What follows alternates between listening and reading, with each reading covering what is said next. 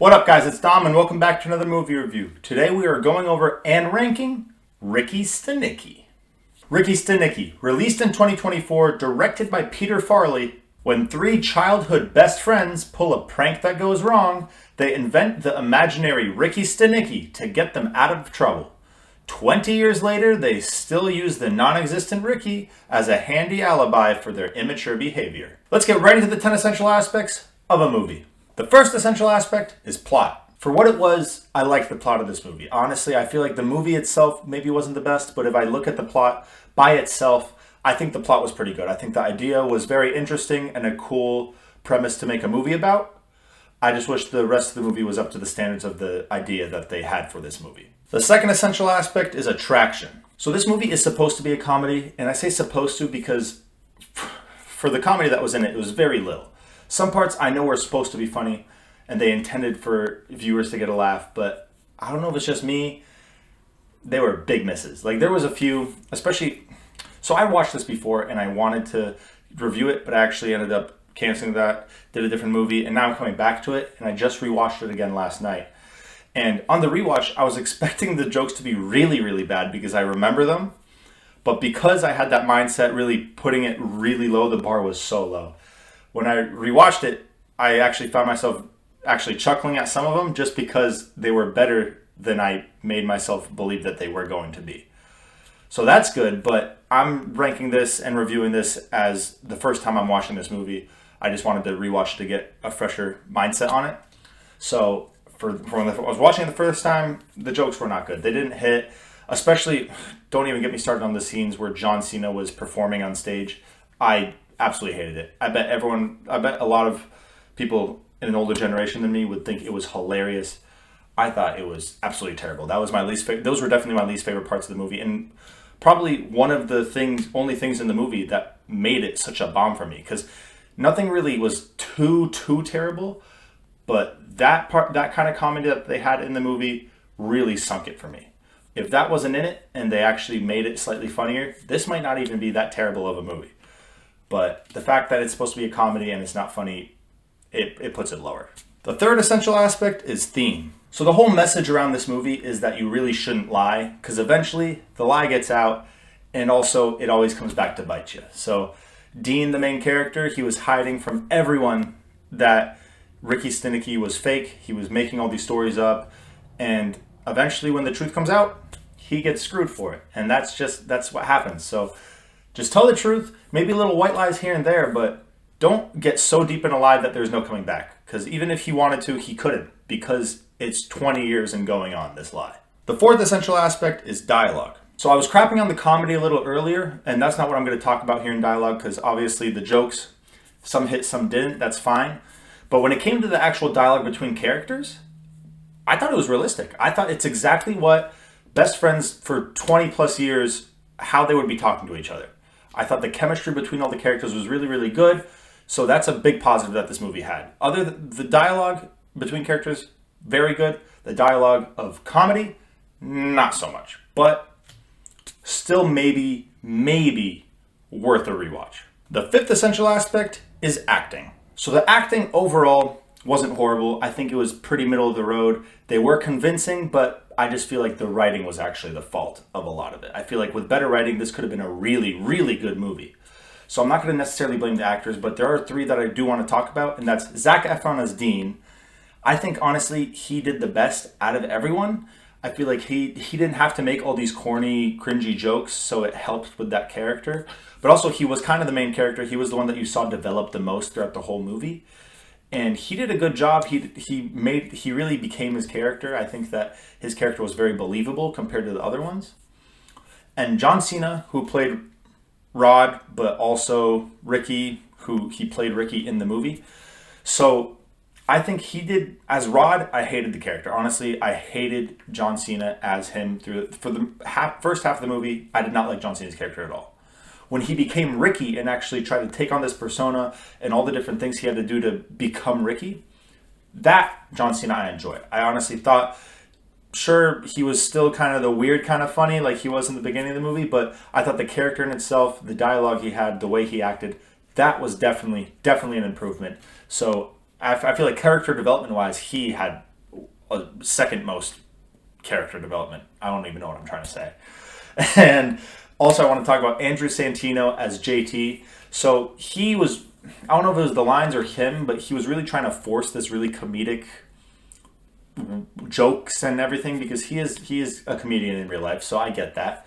But I feel like when he wasn't trying to be funny in the movie and he was just kind of putting a kind of funny-ish spin on some of the lines, that actually was funny. I feel like he did have some lines that actually did crack me up, which is what he was trying to do.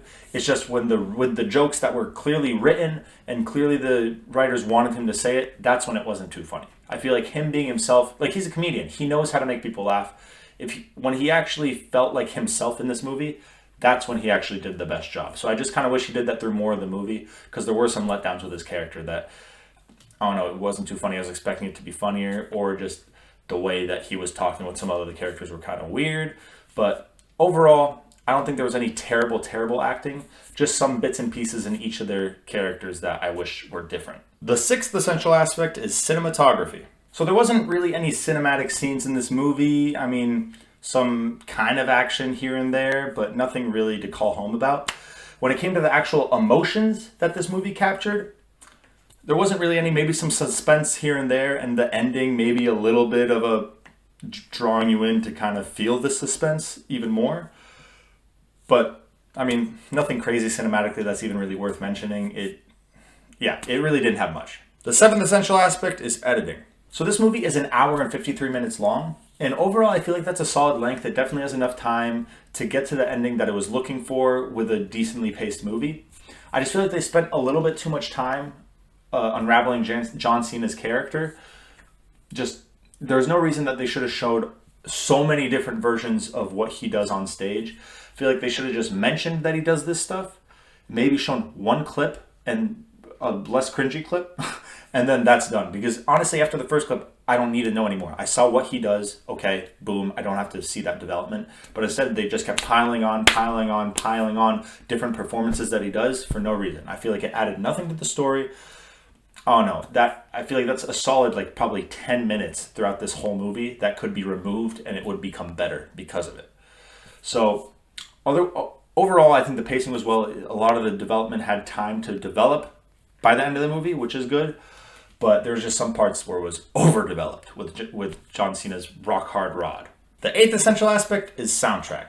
Soundtrack was okay. I mean, nothing really memorable, so let's just move on. The ninth essential aspect is directing. So the director of this movie is Peter Farrelly, and it was his job to take these previous 8 essential aspects, put them together to make a movie that's worth watching.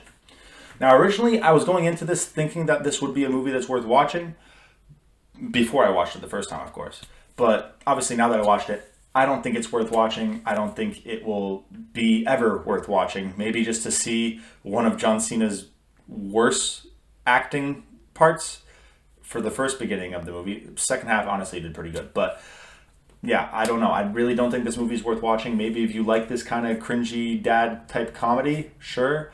But overall, I do not think this is worth watching. But previously, he did direct 14 movies, and those were Dumb and Dumber, Kingpin, There's Something About Mary, Me, Myself, and Irene, Osmosis Jones, Shallow Hal, Stuck on You, Fever Pitch, The Heartbreak Kid, Hall Pass, The Three Stooges, Dumb and Dumber 2, Green Book, and The Greatest Beer Run Ever. And yeah, there's a lot of movies, obviously, since there's 14 of them. There's a lot of them that I have not seen, but obviously Dumb and Dumber, The Three Stooges, Dumb and Dumber 2, Hall Pass, those kind of movies, those comedies, I liked. I enjoyed the kind of comedy, the kind of slapstick, just in general, that kind of comedy, I enjoyed. So he knows how to make comedy movies. I don't know why he flopped so hard on this one.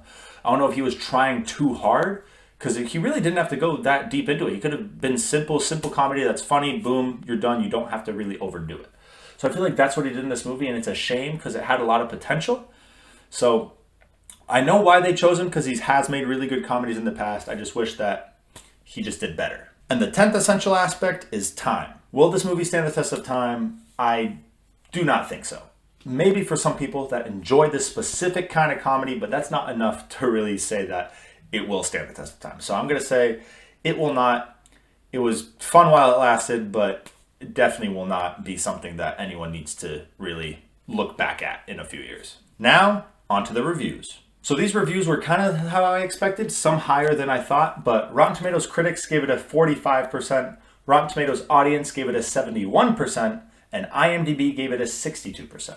Now, 71%, sure, if you like this kind of comedy, you probably enjoyed it because of some of the actors, maybe not their acting in particular, but the actors themselves, sure, but still 71, get out of here. I don't think it's even close. And even 62, I feel like that's really, really high, so get that out of there as well. I understand why people might enjoy this movie a little more, but I really don't think it belongs up there. That is almost to a okay movie or like a good movie. This is more on the okay to, yeah, just an okay movie. It's nothing really special, but it's also not an absolute flop like crazy. So I'm agreeing with the 45 here, maybe even like a 50. I think it's really, really, really middle of the road. Not to the point where it's good or great, but just okay. And finally, the rankings. Where will Ricky Stanicky rank in its year, decade, and in all time? Let's find out, starting with 2024. It's going to be 6th, above Borderlands, but below If. Now, it's above Borderlands for obvious reasons. The only thing Borderlands has going for it is the visuals. That's it. Thought the plot was not good. The characters were not well developed. They had bad actor choices. It just wasn't a good movie. And Ricky Stanicky, sure, I think the actor choices were good and the comedy was cringy, but I think the idea was much, much better than Borderlands. I feel like the execution, even though it was kind of bad, was still better than Borderlands. I would be fine. I just rewatched Ricky Stanicky. I would be fine rewatching it. I don't think I would ever see myself rewatching Borderlands unless I'm like absolutely hammered and I just want to see a movie that looks cool. That's really the one reason I would rewatch Borderlands. But If, I think the idea was just as good, if not better, than Ricky Stanicky. The acting, better. And I think the characters themselves were much more interesting. I think the plot was definitely, obviously, much more interesting. But, definitely, obviously. What? But, yeah, I just think If is a better movie overall. I would definitely want to rewatch If. Maybe more for the idea than the actual movie, but I would still much rather rewatch If than Ricky Stanicky. And now in the 2020s, it's going to be 7th, above The New Mutants and below Beautiful Disaster. Now, above The New Mutants, I feel like both are in the same area where they have one big flaw each. The rest of the movie's okay. So that was kind of a harder move. I just feel like The New Mutants is supposed to be horror, and it has no horror. It's not scary. It's sure it has some creepy parts, but I didn't even know it was a horror movie when I watched it at first. I really didn't until I saw that it was looked at. And Ricky Stanicky, I mean, it's supposed to be a comedy, and sure, I get it. I know why it's supposed to be a comedy, and it is kind of a comedy. Maybe it's not as funny as I was hoping, but it's a comedy nonetheless. So at least it fits that category that it's put in. So that's really the one reason, because they're both on par with each other. Ricky Stanicky just fits its category a little more. And it's below Beautiful Disaster. I mean, Beautiful Disaster has better comedy. Sure, it's still some cringy. I just feel like the acting's better. The cinematography is way better in that movie. So I just think it's a better movie overall again. So that's why it's above it. And in all time, it's going to be 31st, above SWAT Firefight and below Beautiful Disaster. I'm not going to waste your time and say why it's below Beautiful Disaster again. I already explained that. But it's above SWAT Firefight because both had interesting premises, both had okay acting and okay characters, but SWAT Firefight, there's so many scenes that I think did not need to exist, just like in Ricky Stanicky, but I feel like if I wanted to choose one of those movies to get rid of those terrible things, I would rather choose SWAT Firefight, because Ricky Stanicky I can still handle somewhat. SWAT Firefight, it was like god awful. No reason it should be in there. It made the movie worse completely. Absolutely completely. I didn't expect it to happen because I didn't think it was even an option. I don't know why they would put it in there. So there was a lot of stuff in there that I just really disagreed with, and I just feel like the movie was going so well, and then they ruined it. While this movie, it started off kind of okay with Ricky Stanicky actually, or Rod being on stage, but then it got better. So I just feel like I'd rather start off slower and get better than start off good and then ruin it at the end. So that's really the only reason. That's all I have for Ricky Stanicky. I hope you guys enjoyed this video. If you've watched it, maybe you agree with the 71%. Maybe you do enjoy this movie a little more. Definitely let me know in the comments, and definitely let me know what movie you guys want me to review next. If you enjoyed this review, leave a like, subscribe. It would really help the channel out. But otherwise, hope you guys have an amazing day. Peace out.